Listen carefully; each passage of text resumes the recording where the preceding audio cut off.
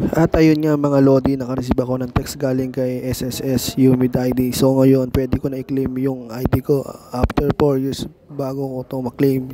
So ngayon, balikan ko kayo pag nakuha ko na yung ID ko, and then update ko kayo kung ano yung mga requirements. At ayun nga, nandito na ako sa Alabang Zapote. Ayan, nag-park lang ako ng motor, and then ayan, ito na tayo sa SSS Alabang Zapote. Ayan. May kita nyo, ayan, no? So, update ko na lang kayo pag nakuha ko na yung SS Humid ID ko. At nandito na nga ako sa SSS Humid ID. So, nagtanong ako sa guard kung anong oras pwedeng maklaim. So, 1 PM pa daw, inabot na kasi ako ng cut-off. 2 hours later. Meanwhile. Hi mga Lodi, after 4 years nakuha ko na rin yung SS Humid ID ko. Ayan o, makikita nyo mga Lodi o. So ano nga po yung mga requirements? Simple lang yung mga requirements mga Lodi.